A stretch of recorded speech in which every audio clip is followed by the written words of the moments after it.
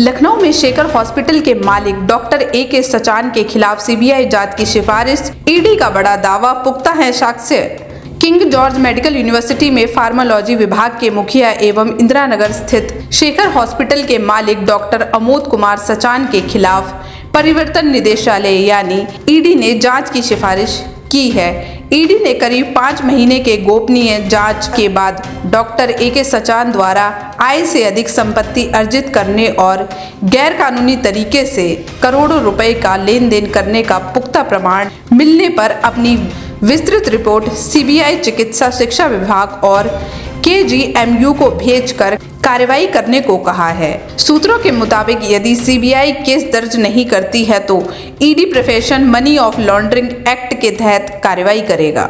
उत्तर प्रदेश के रायबरेली में बड़ा सियासी तापमान, शाह योगी की होंगी सभाएं, पीएम का रोड शो प्रस्तावित, दिखेंगी राहुल अखिलेश की जोड़ी।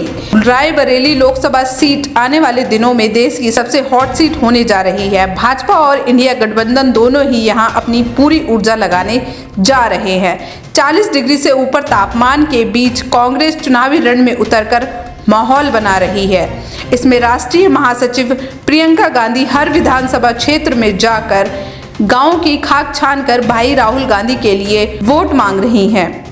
कांग्रेस के बाद अब फायर ब्रांड के नेताओं के जरिए भाजपा तपिश बढ़ाने की तैयारी में है।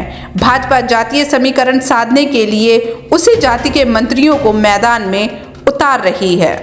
आम आदमी की पहचान है साइकिल, नामांकन से पहले बोले अजय राय, समर्थकों का उमड़ा हुजूम। वाराणसी में शुक्रवार को कांग्रेस प्रदेश अध्यक्ष और इंडी गठबंधन के प्रत्याशी अजय राय नामांकन करने पहुंचे। इससे पूर्व उन्होंने मीडिया से कहा कि देश में महंगाई का राज हो गया है। साइकिल से इसलिए नामांकन करने पहुंचा हूं क्योंकि भीषण महंगाई में पूरा देश साइकिल पर चलने के लिए मजबूर हो गया है। सपा प्रत्याशी ने रमेश बिंद पर लगाया टिकट कटवाने का आरोप, वीडियो जारी कर खोली पोल। रमेश बिंद ने सपा के राष्ट्रीय अध्यक्ष अखिलेश यादव से कहा कि राजेंद्र एस बिंद का टिकट काट कर उनको टिकट दिया जाए क्योंकि वो सांसद व विधायक रहे हैं। प्रतिनिधित्व करने का अधिकार उनका है। प्रत्याशी ने कहा कि वह विधायक सांसद नहीं बने तो राजनीति में नहीं आना चाहिए। उनको जनता की सेवा करने का अधिकार है। यह किस तरह की राजनीति है? अब आप बताइए कि रमेश बिंद को टिकट मिलना चाहिए या नहीं।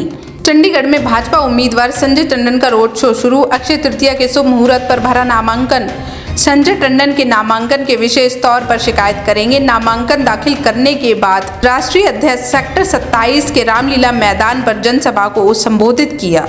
इस दौरान प्रधानमंत्री नरेंद्र मोदी की उपलब्धियां गिनाने के साथ चंडीगढ़ के विकास का विजन भी पेश किया। बाबा के सहारे चढ़े भक्तों ने चढ़ाई, कपाट खुलते ही मिट गई थकान, फिर जयकारों से गूंजा धाम। देखिए तस्वीरें। श्रद्धालुओं के लिए आज केदारनाथ धाम के कपाट खोल दिए गए हैं। कपाट उद्घाटन के पावन क्षण के हजारों श्रद्धालु साक्षी बने। इस दौरान श्रद्धालुओं के उत्साह और आस्था की जो तस्वीरें सामने आई हैं, यकीनन उल्लास और उमंग से भर देने वाली थी। बाबा के सहारे श्रद्धालुओं ने चढ़ाई चढ़ी, कपाट खुलते ही श्रद्धालुओं की सारी थकान मिट गई। फिर बाबा के जयकारों से गूंज उठा बाबा केदारनाथ का धाम। पीएम मोदी और राहुल गांधी को दिया आमने सामने बहस का न्योता। सुप्रीम कोर्ट और हाई कोर्ट के पूर्व जजों ने लिखा पत्र। सुप्रीम कोर्ट और हाई कोर्ट दोनों के पूर्व जजों ने प्रधानमंत्री और कांग्रेस नेता राहुल गांधी को पत्र लिखकर लोकसभा चुनाव के मुद्दों पर आमने सामने सार्वजनिक बहस करने का न्योता दिया है। इस पत्र पर वरिष्ठ पत्रकार एन राम ने भी हस्ताक्षर किए हैं। मदन बी लोकुर और दिल्ली हाई कोर्ट के पूर्व जस्टिस एपी शाह ने पत्र में लिखा कि इस बहस से एक मिसाइल कायम होगी और दोनों नेताओं का पक्ष सीधे जान सकेंगे। इससे दोनों को लाभ होगा।